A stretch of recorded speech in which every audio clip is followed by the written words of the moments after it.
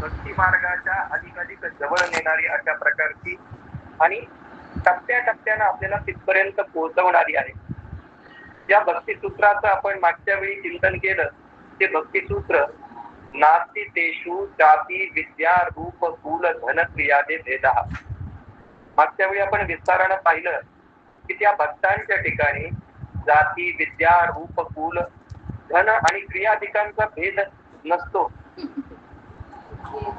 म्हणजे भगवंताला त्याची जाती काय आहे, त्याने विद्या किती प्राप्त केली आहे, त्याच्याकडे रूप कसं चांगलं आहे की कुरूप आहे, कुल त्याचं चांगलं आहे की परंपरागत त्याच्याकडे अनेक परंपरा चालत आल्या की नवीनच त्याच्यात आहे तो. धन आणि क्रियाधिकांचा आधी सगळ्या गोष्टींचा विचार आपण विस्तारानं करून आलो. आणि आपण यस्तदी आहात ते देवर्षी नारदांचं पुढचं सूत्र आहे की हे कशामुळं, तर हे भक्त भगवंताचेच असतात. अगदी छोट्या याच्यात सांगितले बघा, यत यथा तदी याहा, की जे भक्त त्यांचेच असतात म्हणजे भगवंताचे असतात. मागच्या सूत्रामध्ये आपण आता विचार केला की जाती कुल रूप क्रिया आदी भेद नसतात. मागच्या सूत्रात सांगितलं होतं. या सूत्रात पुन्हा या मनुष्य देहात आलेला जीव अज्ञानामुळे स्वतःला देहाचा किंवा देहाच्या संबंधीचा समजत असतो. जीव या शरीरामध्ये येतो, जन्माला येतो, तो हळूहळू सुहम असं समजणारा कुहम मी कोणे असं म्हणायला लागतो. आणि गर्भावस्थेत असलेलं सगळं ज्ञान हळूहळू विसरून जातो आणि स्वतःच्या देहाला, त्या देह संबंधाला तो खरा समजायला लागतो. त्या देहाची आपण ते मानिती विषयाचे योग्य म्हणती यया परत्वेन स्मरती आणि काही भाऊजी असं म्हणतात. या देहाला तो जीव आपलं मानायला लागतो, समोर आलेल्या विषयांना भोग्य समजायला लागतो. याच्यापेक्षा त्याला दुसरं काही आठवत नाही असा हा जीव. त्याला असं म्हणतात की गर्भावस्थेमध्ये मागच्या जन्मांचं परिपूर्ण ज्ञान असतं, परंतु एकदा जन्म झाला की हळूहळू तो हे सगळं ज्ञान विसरून जातो आणि या देहाची आपला देहबुद्धीशी एकरूप व्हायला लागतो. आणि देहबुद्धीशी एकरूप होणारा माणूस हळूहळू आत्मबुद्धीपासून लांब जातो आणि या आपल्या समोर आलेल्या विषयांना योग्य समजून त्याचा आनंदाने भोग घ्यायला लागतो. आणि आपल्या मानवी जीवनाचं जे मूळ उद्देश आहे मोक्षापर्यंत जाण्याचं, ते हळूहळू तो विसरायला लागतो. म्हणून जया देह संबंधा आतू प्रतिपदी आत्मघातू गुंजता उसंतू काहीच नाही. देह तादात्म्य म्हणजे देहाशी एकरूप होणं आणि त्याच्या मुळाशी या देहबुद्धीशी असणारं ममत्व, हे सगळ्या अनर्थाचं मूळ आहे याची त्याला कल्पना पण येत नाही. कारण तो देहबुद्धीत एवढा हरून जातो की त्याला या सगळ्या कल्पनांपासून तो दूर जातो. देहाचे बनणे म्हणजे देहबुद्धी ठेवणे हे अत्यंत मनुष्यासाठी घातक असते. आध्यात्मिक दृष्टीने पाहिलं तर जीव देहाचा बनवू पण शकत नाही, तसाच बनवू शकत. आणि आजही आपल्या अगदी छोट्या मुलाला विचारलं, आपल्याला विचारलं हात कोणाचा आहे, आपला आहे, हे काय कोणाचं आहे, ते आपलं आहे, सगळं आपण म्हणायला लागतो. अगदी घर माझं आहे, गाडी माझं आहे, तसं सगळ्या गोष्टी आपण आपल्या समजायला लागतो. हे कशामुळं, तर देहाची ठेवलेल्या अत्यंत जवळच्या संबंधामुळे.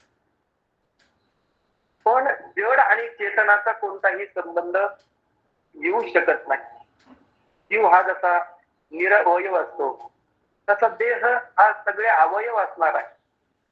दोघांचा संबंध कसा होईल बरं? जीव हा नित्य कायमचा टिकणार आहे, आत्मा कायमचा टिकणार आहे, तर देह अनित्य आहे. काही ठराविक काळापुरता तो याच्यामध्ये आलेला असतो. असा परस्पर संबंध त्यांच्यात नसल्यामुळे त्यांच्यात कधी एकरूपत्व होऊ शकत नाही. आणि म्हणून या दोघांमध्ये संबंध तात्विक दृष्ट्या तर कसाच होऊ शकत नाही, पण तो संबंध आहे असं समजायला लागणारा तो ज्या देहात आलेला जीव आहे, तो जीव असं समजायला लागतो की या देहाशी आपला संबंध आहे. आणि भ्रमाने आणि अज्ञानाने वश झाल्यामुळे तदीय म्हणजे देवाचा न होता या देहाचा तो व्हायला लागतो,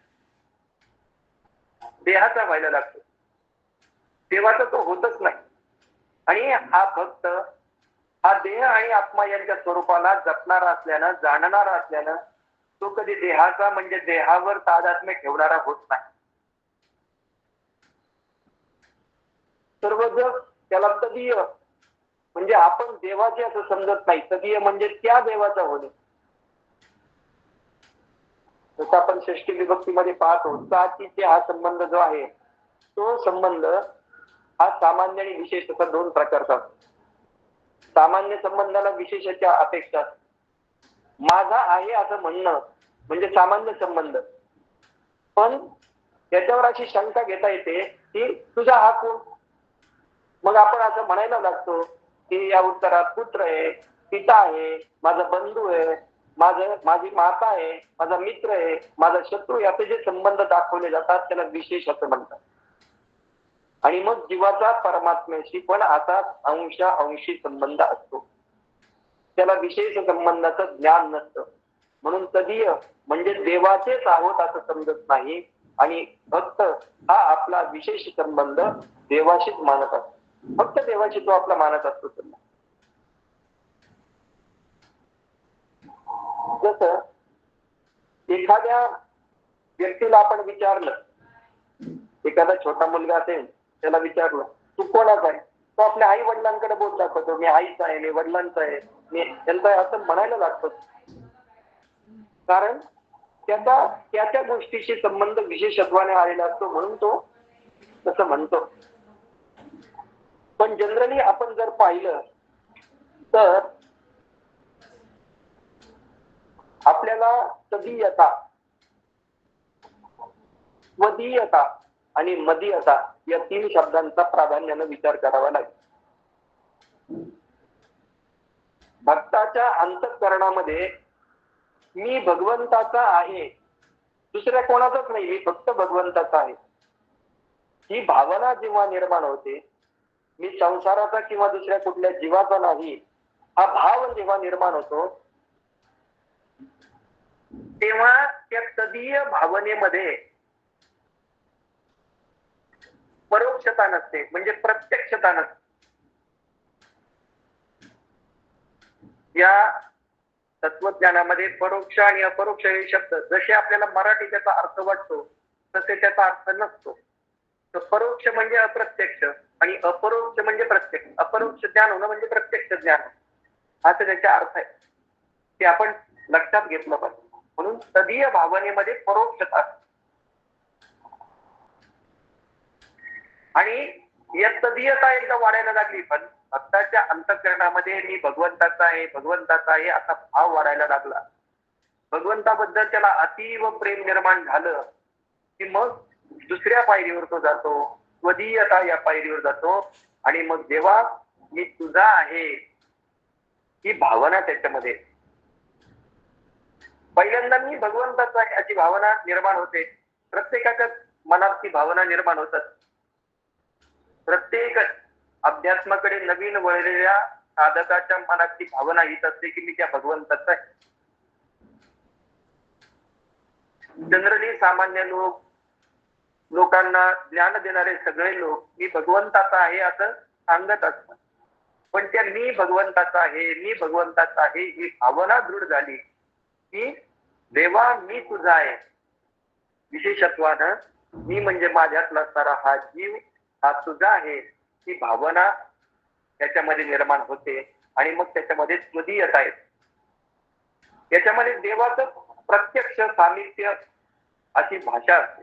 आपण पहिल्यांदा जे पाहिलं की परोक्षता पाहिली, मी देवाचा आहे, ठीक आहे, सगळेच जण असतात देवाचे, पण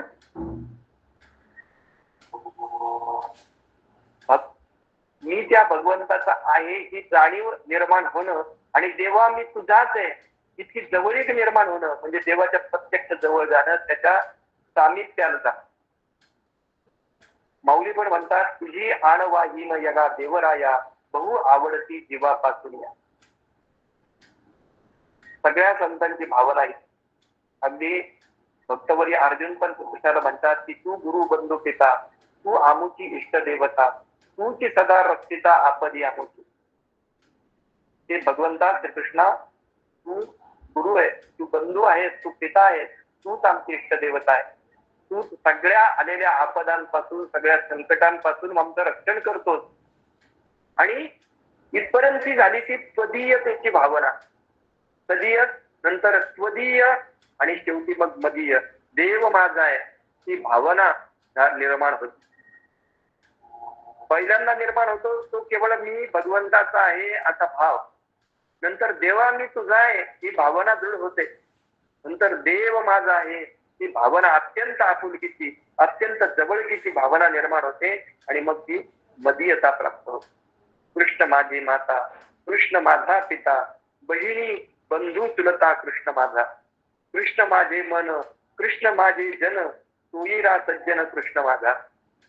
श्री तुकाराम महाराजांनी ही जी भगवंताबद्दलची माझेपणाची भावना आहे, ती मदीयता प्राप्त झाल्यावर निर्माण होते, ती अभंगातून व्यक्त. मदीयता याचा अर्थ जर आपण पाहायला गेलं संस्कृत मध्ये, तर ममैव असौ, हा माझाच आहे या भावनेची दृढता. ममैव असौ, माझाच आहे या भावनेची दृढता.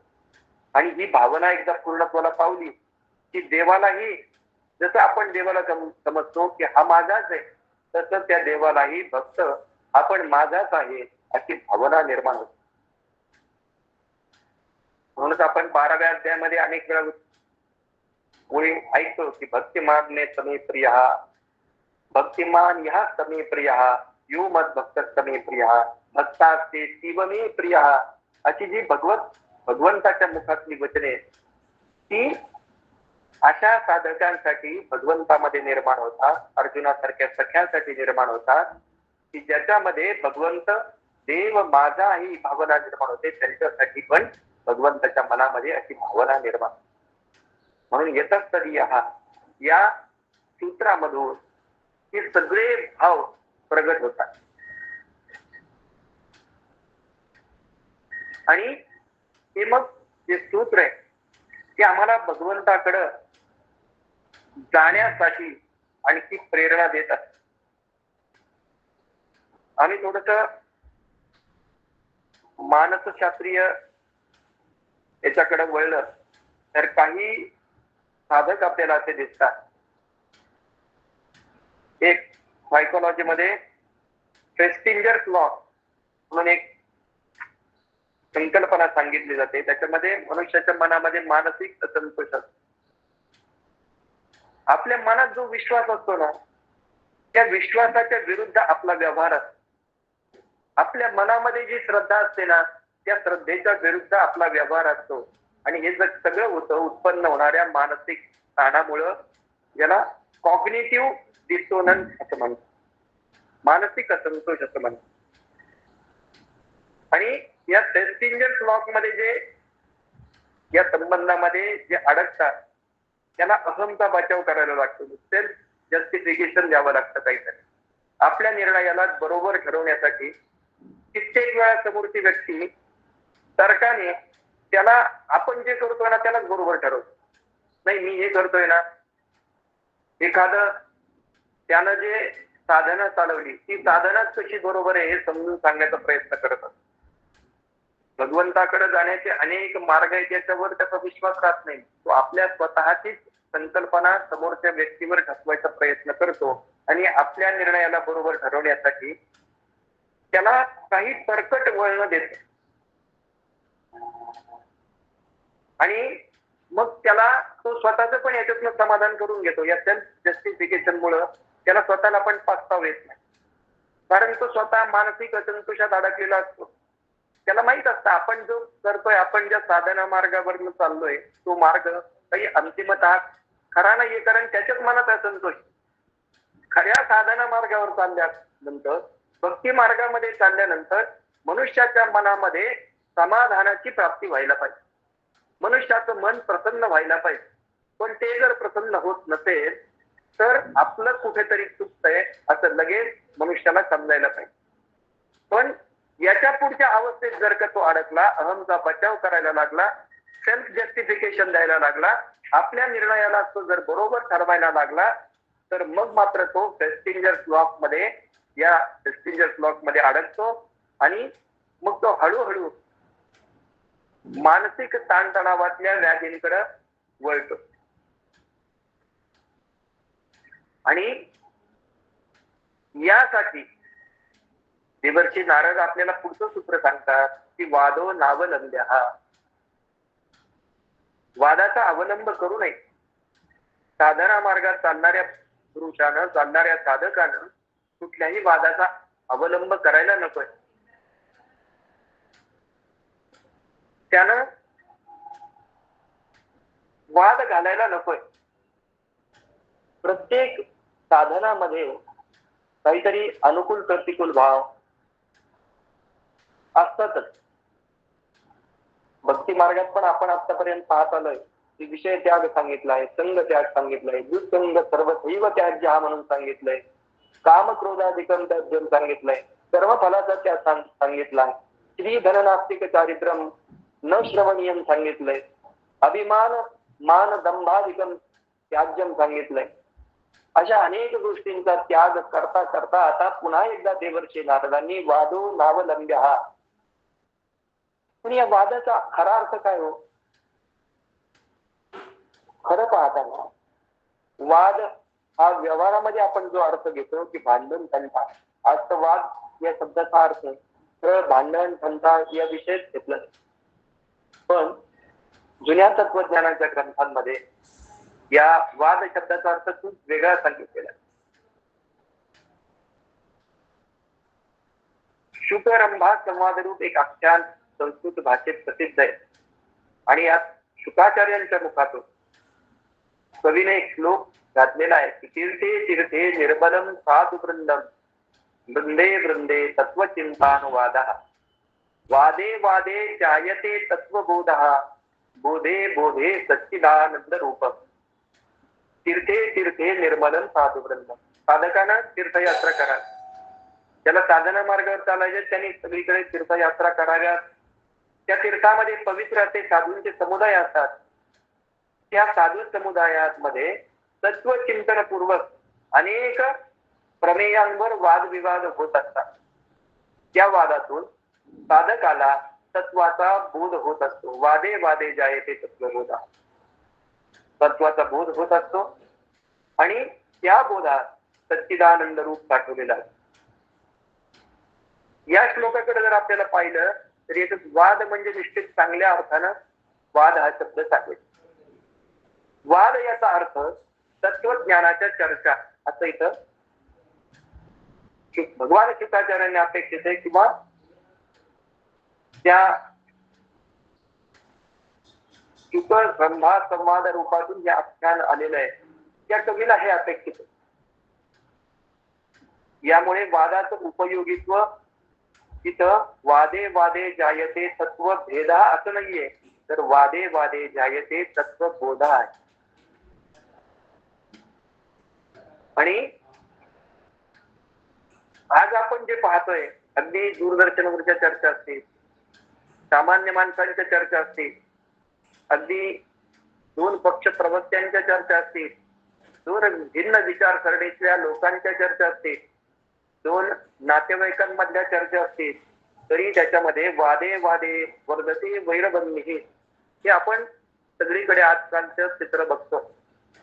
या वादातनं वैराचा वन्ही, वैराची आग वाढते, त्याला दुसरं काही होत नाही. पण भगवंताने देखील वादः प्रवदतामहम म्हणून गीतेच्या 10व्या अध्यायामध्ये वाद ही आपली विभूती सांगितली. पण अशी जरी भगवंताने आपली विभूती सांगितली असली तरी तेवढ्यानं तो वाद श्रेष्ठ ठरत नाही. कारण द्यूतम चलयतामस्मी, द्यूतामध्ये ही विभूती सांगितली पण ती आदरणीय आहे, अनुकरणीय आहे असं अजिबात नाही. म्हणून आपल्या या सूत्रामध्ये वाद एवढा शब्द जरी आहे तरी त्याच्या पोटात वितंड, जल्प, तर्क, हेत्वाभास आदी गोष्टींचा अंतर्भाव. व्यवहारामध्ये आपण पाहिलं तर दोन व्यक्तीमध्ये, दोन पक्षांमध्ये, दोन विचारसरणीमध्ये लौकिक व्यवहाराबद्दल जे भांडण होतं त्याला वाद असं म्हटलं जातं. पण तो अर्थ या तीर्थे तीर्थे निर्मलम साधुवृंदम या सुभाषितामध्ये अपेक्षित आहे. शास्त्रामध्ये तत्वभूतसो कथावाद तत्वज्ञानाच्या इच्छेनं दोन पुरुषांच्या मध्ये परस्पर जी चर्चा होते तिला वाद असं म्हणतात. तत्वज्ञानाच्या इच्छेनं दोन समोरासमोर बसलेल्या व्यक्तींमध्ये जी चर्चा होते जी तिला वाद असं म्हणतात. अशी वाद शब्दाची व्याख्या आहे. पूर्वी आपण असे अनेक चर्चांचे ग्रंथ पाहिलेले आहेत. महाभारतामध्ये भीष्म युधिष्ठिर, श्रीकृष्ण अर्जुन, श्रीमद भागवतांमधील शुक परीक्षित संवाद, विदुर मैत्रेय संवाद, प्रल्हाद आणि दैत्यपुत्र संवाद, कपिल देवहूती संवाद, नारद वसुदेव संवाद, जनक नवयोगेश्वर संवाद असे अनेक संवाद याला वादच म्हटलेलं आहे. चर्चेला संवाद असं म्हटलेलं आहे. पण अशा चर्चेचा अवलंब करू नये असं इथं देवर्षी नारदांना मुळीच अपेक्षित.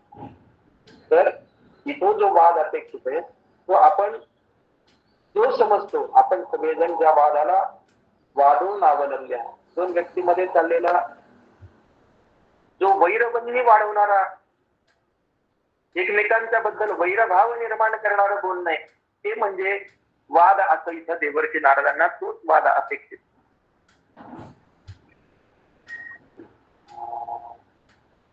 अगदी समर्थांनी पण मनाच्या श्लोकामध्ये वाद सोडून भगवंताची भक्ती करावी अशा अर्थाची 61 ते 66 पर्यंतचे मनाचे श्लोक सांगितलेले.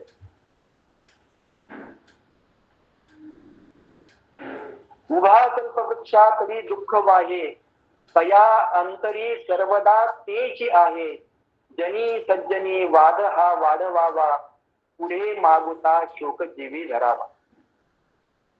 समजा एखादा मनुष्य कल्पवृक्षाच्या छायेत उभा आहे आणि तिथे मनात त्यानं दुःखाचा संकल्प केला तर त्याला जन्मभर दुःख भोगावं लागणं साहजिक आहे.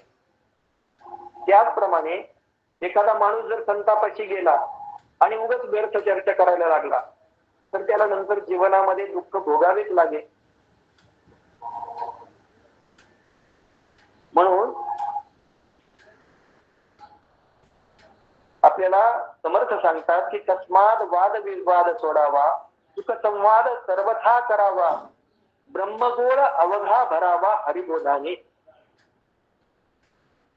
भांडण तंटा सगळा सोडून द्यावा, सुख संवाद नेहमी करत जावं आणि अवघा ब्रह्मांड जो आहे तो हरीच्या बोधानं भरावा, हरिनामानं भरावा. कारण करू लागता विवाद तिने शुद्ध ज्ञानाचा पथ चुकून गेला अशी अवस्था होणार आहे. ते समर्थ आपल्याला सांगतात. विवाद करू लागलो, भांडण तंटा करू लागलो तर शुद्ध ज्ञानाचा पथ मागे राहील, चुकून जाईल आणि आपल्याला हरिबोध सोडून मग या विवादाच्याच पाठीमागे रागावं लागेल.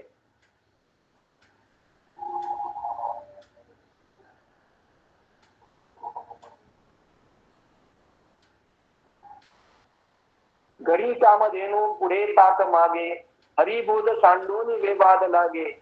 करी सार चिंतामणी काक खंडे, भया मागता तेच आहे उदंडे. एखाद्या व्यक्तीच्या घरी कामधेनू आहे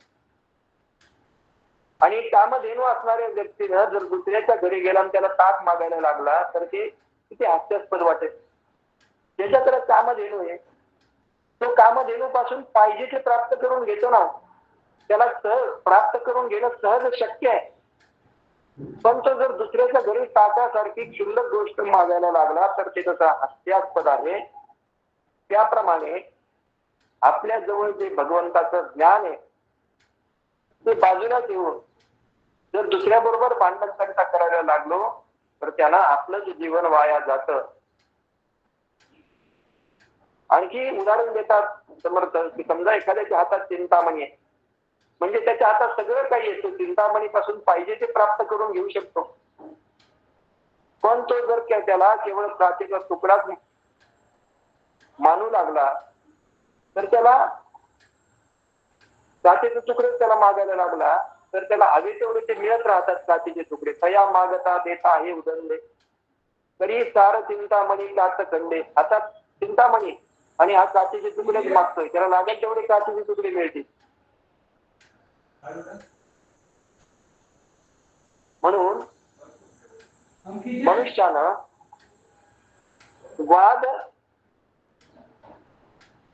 वादो नावलंब्य असो किंवा समर्थांनी सांगितलेलं हरिबोध सांडोनी वेवाद लागे किंवा जनी सज्जनी वाद हा वाढवावा पुढे मागुता शोक जीवी धरावा. संतापाशी जाऊन आपण व्यर्थ चर्चा करू लागलो तर आपल्या बरोबर मागे भांडणच लागणार.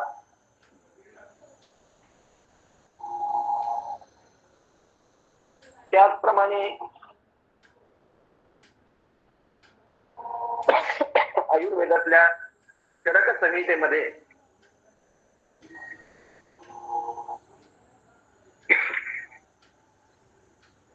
तद्विद्य संभाषा सांगितली. ज्ञानप्राप्तीचे ज्ञान साधन म्हणून तिथं अध्ययन अध्यापनाबरोबर तद्विद्य संभाषा ही पण एक साधन आहे. अध्ययनानं आपल्याला विद्या मिळवता येते. अध्यापन केलं, दुसऱ्याला शिकवलं. एखादी गोष्ट असं म्हणतात, एखादी गोष्ट जर दुसऱ्याला शिकवली तर ती आपल्याला अधिक चांगल्या पद्धतीने लक्षात राहते. अध्ययनापेक्षा अध्यापन आणखी श्रेष्ठ.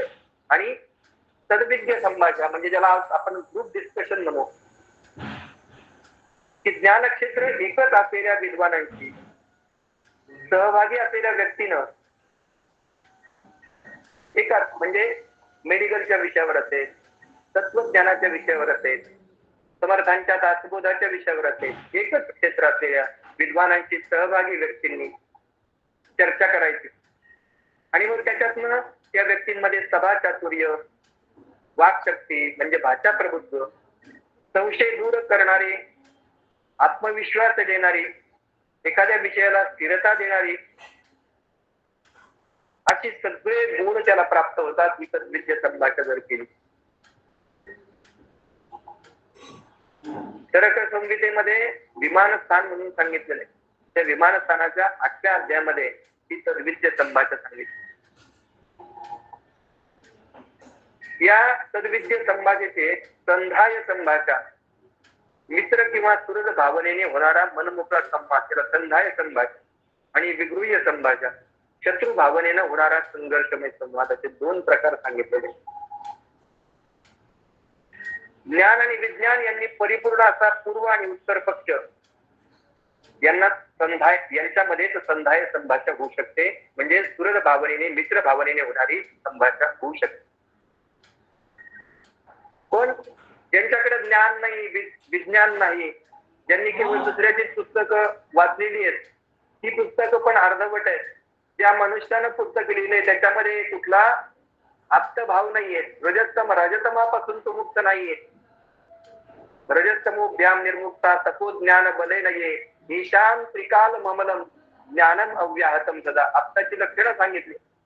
आप्त कोणाला म्हणावं, कुणाच्या प्रमाणावर विश्वास ठेवावा, कुणाची पुस्तकं वाचावी, कोणत्या पुस्तकांचं अध्ययन केल्यानं आपल्याला खऱ्या गोष्टी सत्याकडे जाणं सहज शक्य होणार आहे.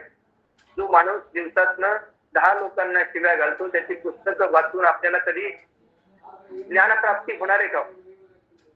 म्हणून जर आम्हाला ज्ञानप्राप्ती करून घ्यायची असेल तर ती आप्त प्रमाणानं सिद्ध अशा व्यक्तीच्या पुस्तकातनं, आमच्या पारंपरिक वेदादी ग्रंथापासून आम्हाला मिळणार आहे. अगदी आपण भगवद्गीतेमध्ये पण पाहायला गेलं की व्यवसायात्मिका बुद्धी ही एकेह कुरुनंदन बहुशाखा यनंताश्च बुद्धयो व्यवसायिना. हे कुरुनंदना, या समबुद्धीच्या प्राप्तीसाठी, ही निश्चयात्मक बुद्धी प्राप्त होण्यासाठी, व्यवसायात्मिका बुद्धी प्राप्त होण्यासाठी मनुष्याला काय करावं लागतं? एकेह कुरुनंदन, एकच निश्चय करावा लागतो. आणि ती बुद्धी बहुशाखांची आहे, अनंत आहे. अशासाठी अव्यवसायी मनुष्यांसाठी बुद्धीचे दोन प्रकार या ठिकाणी सांगितले. एक व्यवसायात्मिका बुद्धी सांगितली, जिला निश्चयात्मिका बुद्धी म्हटलं जातं. दुसरी बहुशाखा बुद्धी सांगितली, ही अनंत फांद्या असलेली अशा प्रकारची असते. ही अशी का असते अनंत फांद्या असणारी? याची कारण देताना भगवंत आपल्याला पुढच्या श्लोकामध्ये सांगतात की यामिमां पुष्पितां वाचम प्रवदन्ति विपश्चितः वेदवादरतः पार्थ नान्यदस्ति इति वादिनः कामात्मानः स्वर्गपरा जन्म कर्म फलप्रदा क्रिया विशेष बहुला भोगैश्वर्य गतिं प्रति. ते अर्जुना, ही कामनांमुळे, जी कामनांमध्ये तन्मय होते, स्वर्गालाच श्रेष्ठ मानते, वेदांमध्ये सांगितलेल्या फक्त सकाम कर्मांविषयी प्रीती प्रेम ठेवते, याच्याशिवाय दुसऱ्या अविवेकी मनुष्यानं त्या पुष्पित म्हणजे दिखाऊ शुभायुक्त वाणीला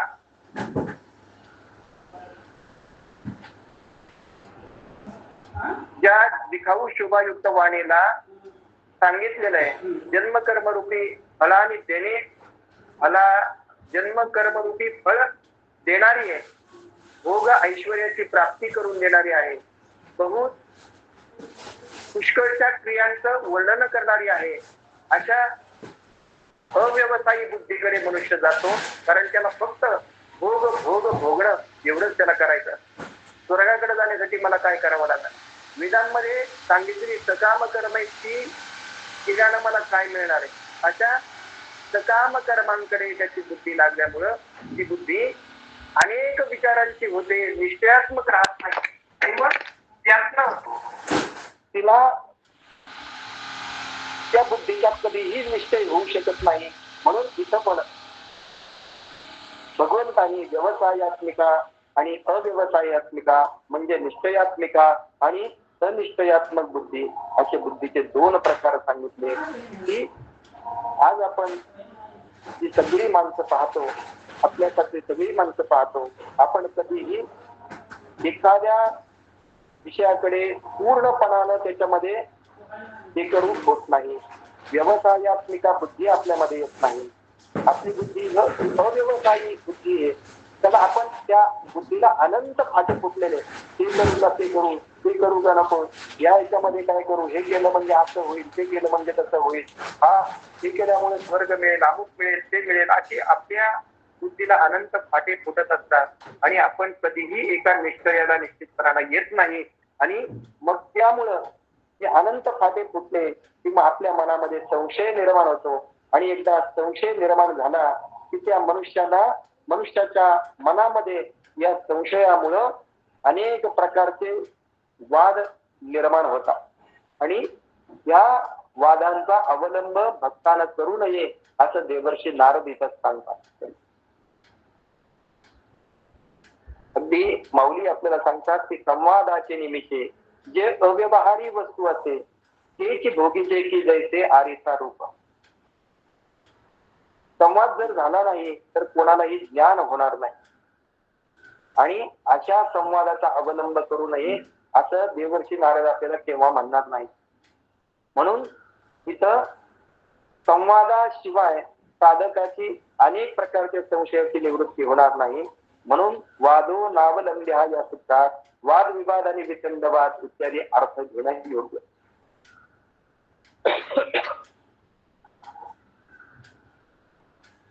आपल्याला शास्त्रासाठी हरीच्या बोधासाठी वाद सांगितलेला आहे. या वादामध्ये वितंड आणि जल्प हे दोन प्रकार सांगितले. ज्यामध्ये परमताचं खंडन करायचं, दुसऱ्याला कुठलं मत मांडू द्या, त्याला लगेच खंडन करायचं. आपल्या कुठला एखादा सिद्धांत रचायचा आणि त्याला ते परमताचं खंडन करायचं. जल्प म्हणजे स्वमताचंच खंडन करायचं, माझं तेवढंच खरं, माझं तेवढंच खरं असं सांगत राहायचं सारखं. याला जल्प आणि वितंड या अशा प्रकारचे अर्थ वादो नावलंब्या या सूत्रात वाद विवाद वितंडवाद जल्प इत्यादी अर्थ घेणं योग्य. वादामध्ये दोन पक्ष असतात, एकाला वादी म्हणतात आणि दुसऱ्याला प्रतिवादी म्हणतात. आपल्या सगळ्यांना माहिती, आपलाच पक्ष योग्य कसा हे सिद्ध करताना अनेक उदाहरणं द्यावी लागतात. या उदाहरणं देण्यावरून वादविवाद होतात.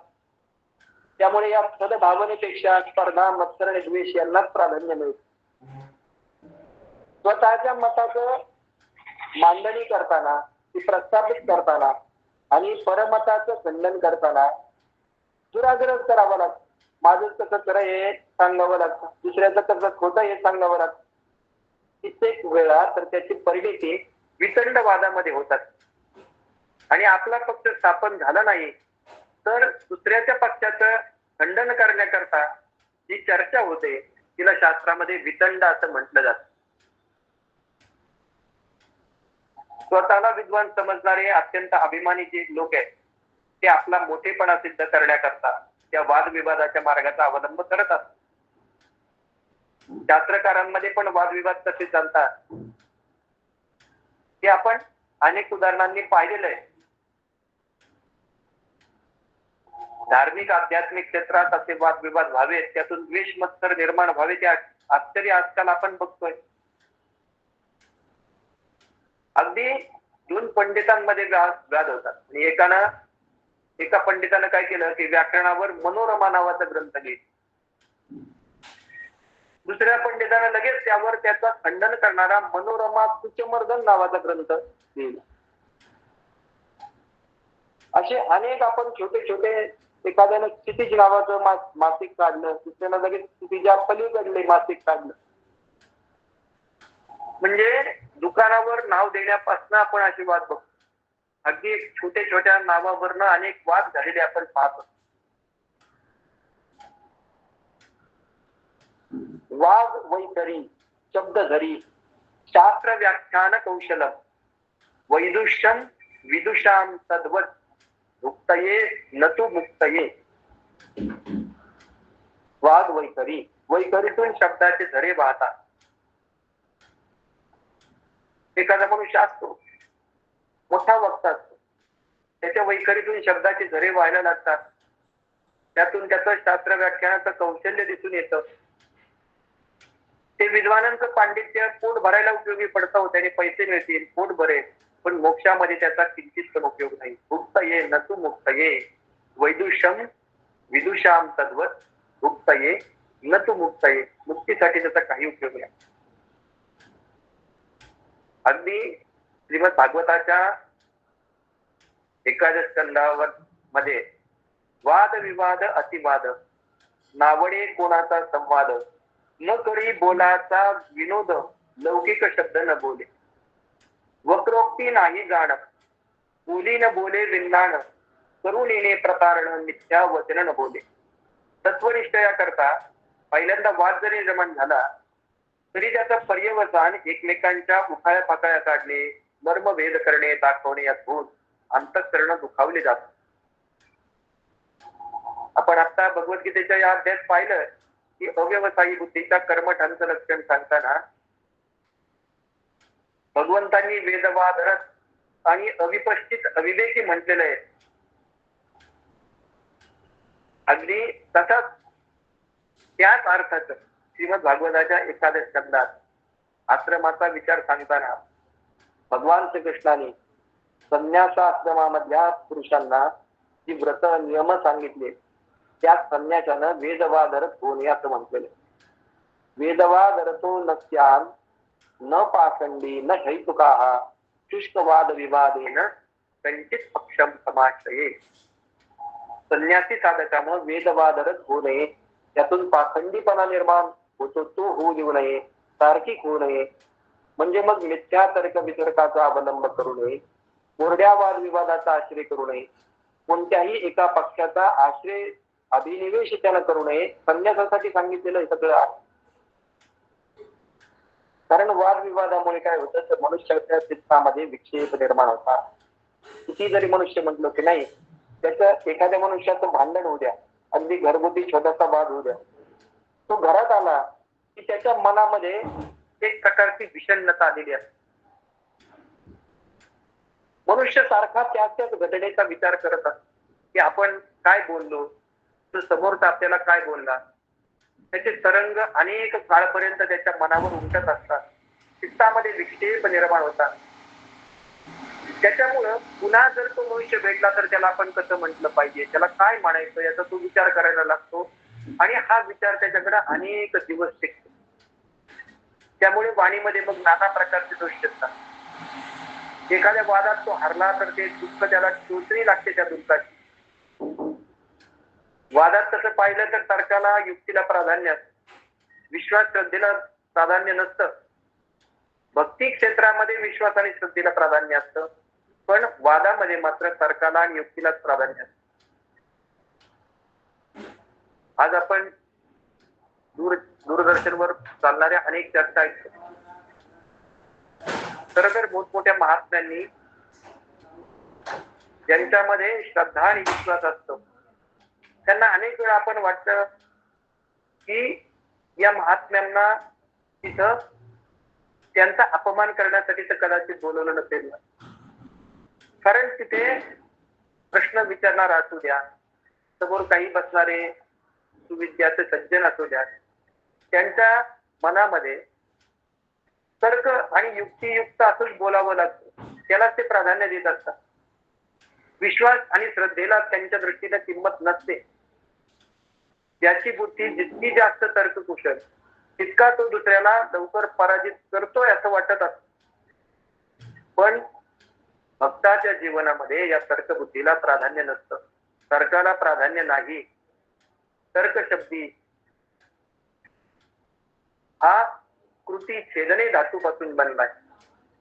छेदन करणे, तुकडे करणे असा त्याचा अर्थ. कर्तच उलट स्वरूप तर्क आहे. प्रमाणजन्य ज्ञान, यथार्थ अनुभव कोणत्या तर्काने छेदला जाईल. तसंच ज्याचा पूर्ण विश्वास आहे, आढळ श्रद्धा आहे, तिथं अविश्वास येऊच शकणार नाही. मग वाद कशाचा करायचा. अगदी आपल्याला तुकाराम महाराज सांगतात, कुशल चतुर येते न पवती, करतील रीते तर्क मते, तार्किकाचा टाका संग पांडुरंग स्मरा हो, असं तुकाराम महाराज आपल्याला सांगतात. एखाद्या विश्वासानं देवाचं भजन पूजन करू लागला म्हणजे काही लोक त्याला उद्देशून लगेच टोचण्या मारायला लागतात. त्याची उपासना करणं कसं अयोग्य आहे हे त्याला पाठवायला लागतात. वादविवाद करायला लागतात. वादविवादानं मन ढवळलं जातं, चीण येतो त्याला. पण अशा तार्किकांचा संग टाकावा असं श्री तुकाराम महाराजही आपल्या सगळ्यांना सांगतात. वादविवादामध्ये जी भाषा वापरली जाते त्याच्यामध्ये किती दोष असतात बघा. ते विरोध, दुसऱ्याला विरोध करायचा, आपलंच म्हणणं कसं हे पटवण्यासाठी जोरजोरात बोलायला लागायचं, दुसऱ्याला दुःख होईल असं बोलायला लागायचं, त्याचा उपहास करायचा, त्याचा शाब्दिक छळ करायचा, त्याच्या वर्मावर घाव घालायचा, आवेशानं बोलायला लागायचं, कपटीपणानं बोलायचं, शंका निर्माण करायची बोलण्यावर, समोरचा एखादा मुद्दा सांगत असेल तर त्याची प्रतारणा करायची, वंचना करायची त्या मुद्द्याची. अशा अनेक मार्गाने समोरच्या व्यक्तीला कमी दाखवता येतं. आणि हे सगळे प्रकार आपण आज दूरदर्शनवरच्या चर्चांमधनं पाहतो. कदाचित आपल्या याच गोष्टीला हेच नाव आहे असं आज ते योग्य नाव माहीत नसेल. पण आपण जर हे व्यवस्थितपणे वाचलं तर समोरचा व्यक्ती काय करतोय, विरोध करतोय, वादबळ करतोय, प्रणिता पढाळ करतोय, उपहास करतोय, छळ करतोय, वर्मस्पर्श करतोय, आटुवेग करतोय, आवेशानं बोलतोय, विंदाण म्हणजे कपटानं बोलतोय, आशा शंका प्रतारणा करतोय, हे सगळ्या गोष्टी आपल्या लक्षात यायला लागतात. म्हणून सज्जनांना अशा वादविवादापासून लांब राहावं. भक्ताची भाषा कशी असावी याविषयी माऊली आपल्याला खूप छान मार्गदर्शन करतात. तैसी साच आणि मवाळ, मितले आणि रसाळ, शब्द जैसे कल्लोळ अमृताचे. एखादा जर जिज्ञासू बुद्धीनं आपल्याला विचारायला आला तर त्याचं यथाशक्य होईल असं साच आणि मवाळ भाषे, रसाळ भाषे, हळुवार अशा शब्दांनी, अमृतयुक्त शब्दांनी त्याचं समाधान करावं. पण जर एखादा कोणी श्रद्धाहीन, तरकटी, वादाला प्रवृत्त झाला तर त्याच्याबरोबर भाषण पण करू नये असं सांगितलं. म्हणून भक्त होऊ इच्छिणाऱ्यानं वादो नावलंब्या हे आम्हाला का सांगितलं देवर्षी नारदांनी? तर या अनेक कारणास्तव की ज्याच्यामुळे आमच्या मनाला दुःख होणार आहे, ज्याच्यामुळे आमच्या मनामध्ये वेगवेगळे तरंग घुटणार आहे, त्यामुळे आम्ही या भक्ती मार्गापासून दूर जाणार आहे. कदाचित आमची विद्वान म्हणून गणती होऊ शकेल, पण एक भक्त म्हणून आम्ही आमच्या मनाला प्रसन्नता देऊ शकणार नाही. आज आपण पाहतो जे सगळे पंडित विद्वान म्हणून बनवले जातात त्यांच्याकडे मानसिक समाधान असेल अजिबात नाही. त्यासाठी आपण आता जे ख्रिस्टियन श्लोक पाहिलं, मानसिक असंतोष की ज्यामुळे अनेक मानसिक व्याधी आज मनुष्याच्या मागे लागतात. त्या ख्रिस्टियन श्लोक पासून जर आम्हाला लांब राहायचं असेल तर यासाठी आम्हाला आमच्या श्रद्धेवर, आम्हाला आमच्या विश्वासावर अढळ अशा पद्धतीने विश्वास ठेवून तार्किक लोकांपासून दूर राहिलं पाहिजे. कित्येकदा वादात खरं बोललं आणि त्या खरं बोलण्यातून दुसऱ्याच्या पक्षाचं खंडन झालं, त्याचा अपमान झाला, त्याला दुःख झालं तर भक्तांकरता ते पण योग्य नाही. म्हणून कित्येक भक्त मौनाचाच आश्रय घेताना आपण पाहिलेले. जो सात लशिके दोन्ही न बोलवणे जाता मौनी, हे माऊलींचं जे बोलणे ते यासाठी वादविवादानं कदाचित दुसऱ्याला पराजित केल्यानंतर आनंद होईल, पण भक्ताची ही वृत्ती कधीच नसते. एक दृष्टांत कथा सांगितली जाते. एकदा एक दिग्विजयी झालेला पंडित आहे, तो वृंदावनात गेला. या वृंदावनात गेल्यानंतर तिथं कोणी विद्वान पंडित एका चौकशी करायला लागला. त्याचं काम एकच, हा ज्या गावात जाईल तिथं जायचं, तिथल्या विद्वान पंडित कोण आहे म्हणून चौकशी करायची, त्याच्याशी वादविवाद घालायचा, त्याच्याकडनं जयपत्र घेऊन घ्यायचं आणि मी सगळ्यांना हरवलंय, मी सगळ्या पंडितांचा पंडित हे सिद्ध करायचं. असाच तो वृंदावनात गेला. तिथे चैतन्य संप्रदायी सनातन गोस्वामी राहत होते. ते मोठे पंडित असं लोकांनी त्या दिग्विजयी पंडिताला सांगितलं. तो दिग्विजयी पंडित त्या सनातन गोस्वामींकडे जाऊन त्यांना म्हणाला की माझ्या बरोबर तुम्ही शास्त्रार्थ करा, माझ्या बरोबर तुम्ही वादविवाद करा, आणि जर तुम्हाला करायचं नसेल तर मला विजय पत्र लिहून द्या. सनातन गोस्वामी पंडितांनी भक्त असल्यामुळे ते नेहमीच कृष्णाच्या ध्यानामध्ये निमग्न राहत होते. त्यांना भगवंताच्या नामामध्ये निमग्न राहून प्रचंड आनंद त्यांच्या मनामध्ये निर्माण होत होता. स्वानंदाचा अनुभव घेणारे ते होते. ते आग्रही वृत्तीचे कधी नव्हते. त्यांनी त्या पंडिताला लगेच जयपत्र लिहून दिलं. तो पंडित मोठ्या आनंदानं सगळ्या लोकांच्या सहित त्या वृंदावनाच्या रस्त्यावरनं जायला लागला. सनातन गोस्वामींना मी पराभूत केलं, सनातन गोस्वामींना मी पराभूत केलं. आपल्या विजयपत्राची घोषणा करत करत तो निघाला. रस्त्यात त्याला मात्र या सनातन गोस्वामींचे पुतणे श्रीजीव गोस्वामी भेटले. या श्रीजीव गोस्वामींनी मात्र त्या दिग्विजय पंडिताला सांगितलं की तुम्ही अगोदर माझ्याशी शास्त्रार्थ करा, त्याच्यात तुम्ही विजय झाले तर तुम्हाला मी स्वतः विजयपत्र लिहून देईन. मग दोघांचा शास्त्रार्थ झाला. त्यामध्ये ते दिग्विजयी पंडित पराभूत झाले. जीव गोस्वामींनी त्यांच्याकडची सगळी जयपत्रे हिसकावून घेऊन त्यांच्याकडून परत विजयपत्र लिहून घेतले. पण हे बोलणं, हा समाचार, ही बातमी जेव्हा सनातन गोस्वामींना कळाली तेव्हा त्यांना झालेल्या प्रकाराबद्दल खूप वाईट वाटलं. ते म्हणाले आता जीव गोस्वामी करता माझा दरवाजा बंद आहे, माझा दरवाजा बंद आहे म्हणजे, आणि त्यांना इथं येऊ नये, माझ्या पुतण्यांना इथं येऊ नये. त्यांना एका व्यक्तीचा उत्साहाचा भंग केलाय, अपमान केलाय. जीव गोस्वामींना हे ऐकून फार खेद झाला. त्यांनी पश्चातापूर्वक क्षमा मागितली आणि नंतर त्यांना भेटण्याची परवानगी मिळाली. त्याचा अर्थ काय तर भक्त स्वतःच्या अनुसंधानामध्ये, इतका प्रचंड आनंदामध्ये असतो की त्याला कुठल्याही गोष्टीचं भान नसतं. केवळ दुसऱ्याला वादात्न पराभूत करणं, दुसऱ्याला कुठेतरी शब्दाच्छल करून हरवणं, हे त्याला कधीही मान्य नसतं. आणि भक्तांना या मार्गाचा अवलंबही करू नये. भगवत भक्तीच्या आधारे भगवंताचा अवलंब केलाय, त्याला भगवत स्वरूपामध्ये सगळे वाद त्याला तिथंच दिसतात, भगवंताच्या जवळ दिसतात. तो वाद अवादाची, वाद साक्षी, सर्व वादांच्या अधिष्ठान असणाऱ्या भगवंतावर त्यांची प्रचंड श्रद्धा असते. नाही आवडत त्यांना वाद करणं, दुसऱ्याशी वाद घालणं नाही आवडत त्यांना. ते प्रभू, तुमच्या शक्ती वादी प्रतिवाद्यांच्या विवाद आणि संवादाचा विषय आणि आधार होता. त्यांना पुन्हा पुन्हा मोहात घालत असता. तुम्ही अनंत, अप्राकृत, कल्याण गुणांनी युक्त आणि स्वतः अनंत आहात, अशा तुम्हाला आम्ही नमस्कार करतो, असं भक्तांचं म्हणणं. खरा भक्त भगवत भक्तीच्या व्यतिरिक्त दुसरी कुठलीच भाषा बोलू शकत नाही, ऐकत पण नाही. भगवत गुण आणि भगवत नामाच्या व्यतिरिक्त त्याची वाणी दुसरी भाषा बोलण्यास तयार नसते. अशा स्थितीत वादविवादाला कुठं त्याच्याकडे अवसर असणार, कुठं वेळ असणार त्याच्याकडे.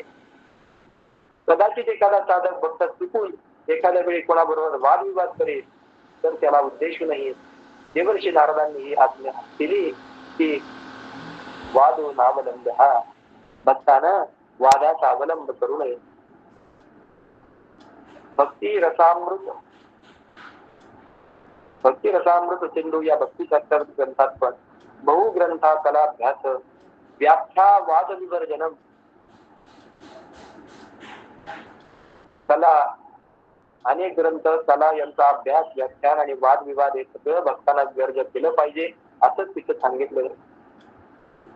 एकूणच का तर यश कधी त्या भगवंताचा होण्यासाठी वादो नावलंब्य हे तत्व आम्ही अंगीकारलं पाहिजे. समर्थांनी पण आम्हाला सांगितलेलं, जनी सज्जनी वाद हा वाढवावा, पुढे मागुता शोक जीवी धरावा, आणि घरी काम देणो पुढे ताक मागे, हरिबोध सांडोनी विवाद लागे. यामध्ये न लागता आम्ही तस्माद वादविवाद सोडावा, सुख संवाद सर्वथा करावा, ब्रह्मगुण अवघा भरावा हरिबोधानं. या समर्थांच्या आज्ञेप्रमाणे आपण सगळ्यांनी या संपूर्ण ब्रह्मांडाला हरिबोधानं व्यापण्यासाठी या वादविवादाचा मार्ग सोडून सुखसंवादाचा मार्ग धरावा, सुखसंवादाच्या मार्गाचा अवलंब करावा. आणि त्याचा अवलंब जर आपण या अधिक मासाच्या निमित्तानं जर आपल्या जीवनामध्ये केला, आज ज्या प्रारंभी या पहिला दिन अधिक मासाचा, त्या दिवसापासून आम्ही हे तत्व अंमलात आणलं, आमच्या जीवनाचं प्रधान तत्व बनवलं, तर आम्हाला जीवनामध्ये कुणाशीही वादविवाद होणं शक्य नाही.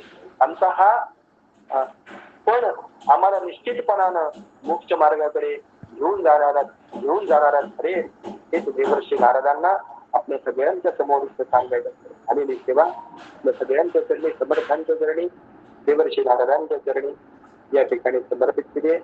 कायेन वाचा मनसेंद्रिर्वा बुद्ध्यात्मना वा प्रकृती स्वभावा करोमि यद्यत् सकलं परस्मै नारायणाय समर्पयामि. अच्युतं केशवं रामनारायणं कृष्णदामोदरं वासुदेवं हरिं श्रीधरं माधवं गोपिकावल्लभं जानकीनायकं रामचन्द्रं भजे. हरे राम राम राम हरे हरे, हरे कृष्ण कृष्ण कृष्ण हरे हरे, हरे राम राम राम हरे हरे, हरे कृष्ण कृष्ण कृष्ण हरे. जय जय रघुवीर समर्थ.